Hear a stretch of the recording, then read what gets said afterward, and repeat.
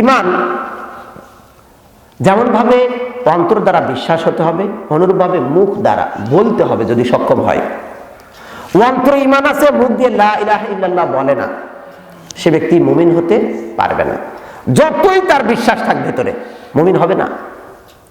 আপনি খেয়াল করুন তো, রাসূলুল্লাহ সাল্লাল্লাহু আলাইহি সাল্লাম, তাকে কি আবু তালেব বিশ্বাস করত যে সে রাসূল? তার চাচা আবু তালেব, তার চাচা, যিনি রাসূলুল্লাহ সাল্লাল্লাহু আলাইহি সাল্লামকে সার্বিকভাবে সহযোগিতা করেছেন, তিনি কি বিশ্বাস করতেন যে হ্যাঁ তিনি নবী? বিশ্বাস করতেন, বুঝতেন এবং সেটা সত্যও জানতেন, মনে মনেই ছিল, কিন্তু কালিমা পড়েনি। এই জন্য রাসূলুল্লাহ সাল্লাল্লাহু আলাইহি ওয়াসাল্লাম বলেছেন, উমিরতু আন উকাতিলান নাস হাত্তা ইয়াশহাদু আল্লা ইলাহা ইল্লাল্লাহ ওয়া আন্না মুহাম্মাদুর রাসূলুল্লাহ। আমাকে আদেশ করা হয়েছে আমি যুদ্ধ চালিয়েই যাব তাদের বিরুদ্ধে, যতক্ষণ না তারা লা ইলাহা ইল্লাল্লাহ এর সাক্ষ্য দেয়। সাক্ষ্য কি মনে মনে হয়? হয় না, বাস্তবে বলতে হবে। ওয়া আন্না মুহাম্মাদুর রাসূলুল্লাহ, যতক্ষণ না এই সাক্ষ্য দিবে। ফাইদা ক্বালুহা, যদি তারা এই সাক্ষ্য দেয়, আসামু মিন্নি দিমাআহুম ওয়া আমওয়ালাহুম ইল্লা বিহাক্কিল ইসলাম, তবে তাদের রক্ত মাংস তখন নিরাপদ করবে তারা।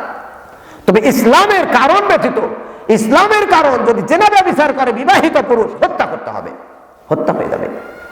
যদি সে ব্যক্তি কাউকে অন্যায়ভাবে হত্যা করে, তার কারণে সেও হত্যা হবে। এমনকি মোরতাদ যদি হয়ে যায়, তাকে হত্যা করতে হবে।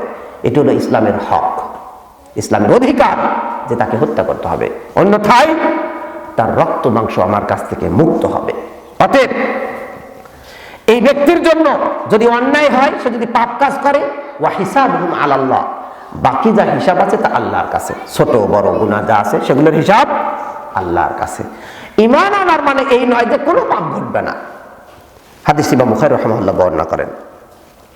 তাহলে আমরা পূর্বের হাদিস থেকে, এই হাদিস থেকে বুঝতে পারলাম যে সত্যিকার অর্থে ঈমানদার হতে গেলে যেমন অন্তরে বিশ্বাস থাকতে হবে, অনুরূপভাবে মুখ দিয়ে বলতে হবে, না বললে হবে না।